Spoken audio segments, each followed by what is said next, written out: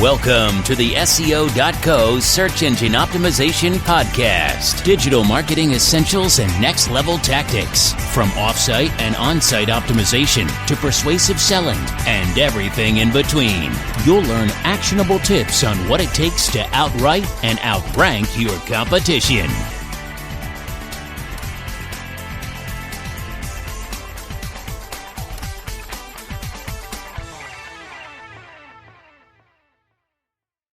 How to build a kickass content strategy for SEO in order to win in content marketing. Your content strategy should include at least 2 easy steps. Create great on-site content with content marketing. Promote that on-site content. This guide is all about the other side of the equation, the side that gets neglected by most content marketers. Everyone knows the importance of publication in content marketing, but for many marketers, that's the end of the line. Once a piece is created, your job is pretty much done, right?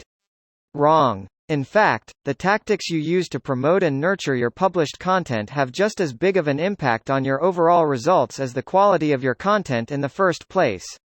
Without a proper follow-up strategy, even your best content might fail to live up to its true potential. In this guide, I'll explain the concept of promotion and nurturing, why it's important for any content marketing strategy, and of course, the specific tactics you'll need to leverage in order to maximize your content's visibility. As usual, this guide is broken up into clear sections, so feel free to jump around to the sections that matter most to you and your brand. Content strategies. The fortune is in the follow-up. Let's start by taking a look at why a content promotion and nurturing strategy is important in the first place. Theoretically, your content should speak for itself. The whole idea behind inbound marketing, in general, is that if you offer enough value to people, they'll naturally come to you.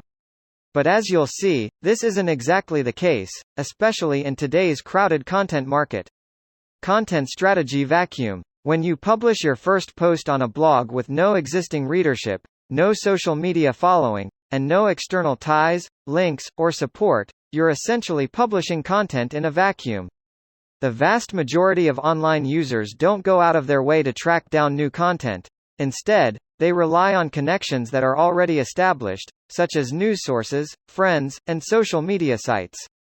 Without any meaningful connections, there's no way for users to discover your content, and even if that content is a masterpiece, it's not going to bear any significant effects on your brand. You can think of this as a variation of the, if a tree falls in the forest and there's nobody around to hear it, does it make a sound? Argument, and that analogy has been made in the past. But personally, I think the more accurate analogy is the tagline of the movie Alien: in space, no one can hear you scream.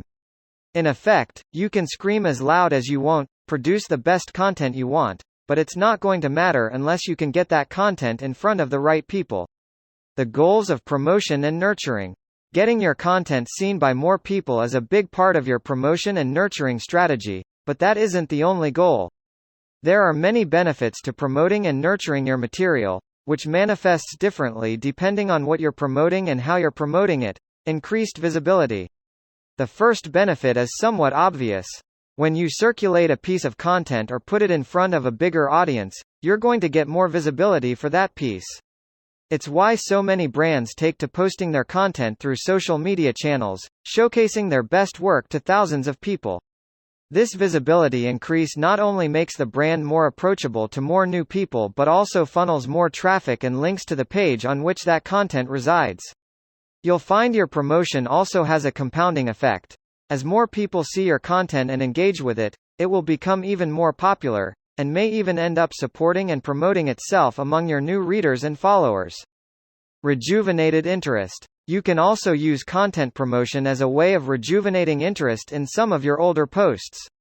Remember, every content asset you create is permanent, and because content marketing is a long-term strategy, the value you've created never really goes away. Let's say you wrote an amazing piece about new technology in your industry a few months ago, but since then, interest in the piece has tapered off. Knowing its past popularity, you could redistribute the piece and drum up new interest in what otherwise would have gotten buried and forgotten. Maximizing efficiency. Promoting content is also about maximizing the efficiency of your strategy. It takes significant time and effort to create each piece of content, so it's in your best interest to tap each of those assets for everything they're worth. Think of it like this.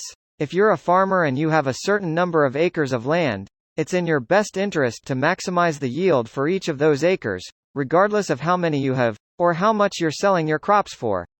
Promotion and nurturing are ways to maximize the potential value of every new piece of content you create. Filling your other strategies. Finally, promoting your content isn't just about drawing more attention to your content strategy, specifically. Content marketing is inextricably linked to many other marketing strategies, including SEO and social media. Strategically promoting your content on certain platforms, or with certain audiences, can help you complement and improve your performance in these peripheral campaigns. Types of content promotion. Throughout this guide, I'm going to be walking you through the many types of content promotion that you can engage in. These vary from free to expensive, from easy to hard, from temporary to long-term, and offer many different advantages and disadvantages between them. I encourage you to familiarize yourself with each approach and decide on an individual basis whether or not each one is right for your brand. Some brands may wish to use all these strategies in conjunction with each other, complementing all their strengths and weaknesses at once, while others may wish to focus on the one or two most likely to bring them results. In any case, here's a briefer on where this guide is going from here. Social media. Social media is a broad term. As you well know, there are dozens of different social media platforms, including Facebook, Twitter, Instagram, LinkedIn, and Pinterest. All of these platforms allow your brand to create a free account, which you can then use to start attracting an audience and promoting your content. The real power of social media is the ability to attract and retain an audience. As your audience gets bigger and more passionate about your brand, every promotion you make becomes more beneficial to you. For example, when Content Marketing Institute tweets, they reach potentially over 180,000 followers. Email marketing. Email marketing is another inexpensive means of promoting your content, and like social media, it offers compound returns. As you develop a reputation for providing great content, you'll earn more subscribers, and as your subscriber base grows, your promotion potential grows alongside it.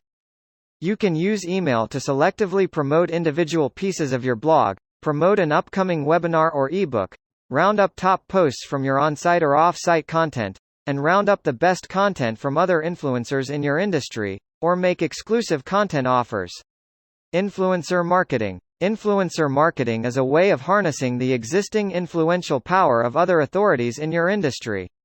There are several ways you can do this, including working together with other authorities to produce content that each of you can promote, cross-promoting your materials, or even simply earning a mention from a well-known industry figure. Links. Both internal and external links are valuable in funneling traffic to your most important content assets. Internal links will help direct more of your users toward your best pieces, while your inbound link building strategy can boost the page authority and search rankings of that piece. Social bookmarks.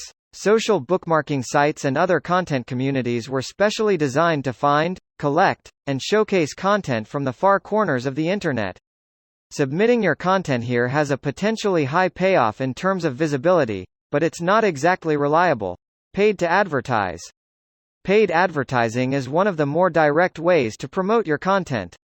While I'm typically a fan of less expensive, more organic, long-term strategies like the ones I've referenced above, paid to advertising can be a strong short-term measure to get more eyes on your content.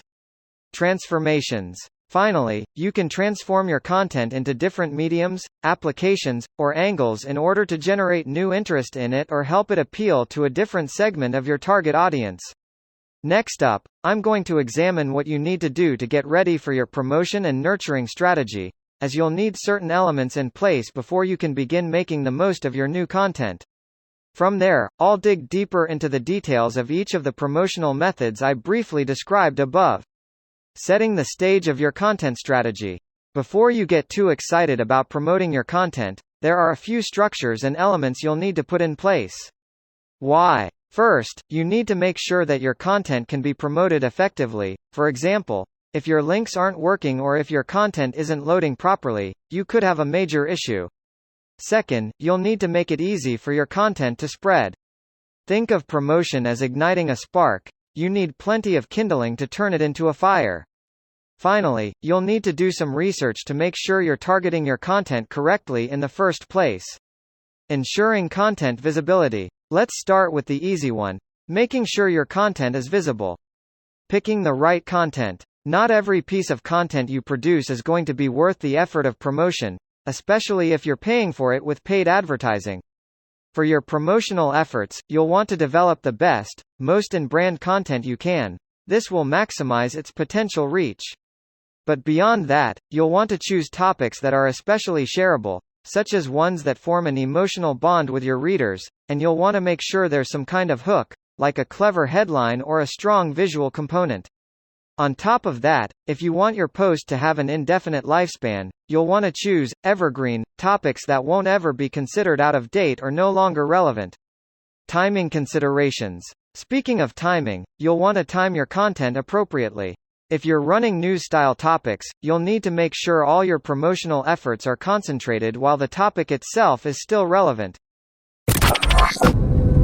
Thank you for joining us on the SEO.co podcast. We appreciate your time. Be sure to rate, review, and subscribe to the show, and visit SEO.co for more resources based on today's topic, as well as access to more podcast episodes to help you improve your site's long-term SEO success.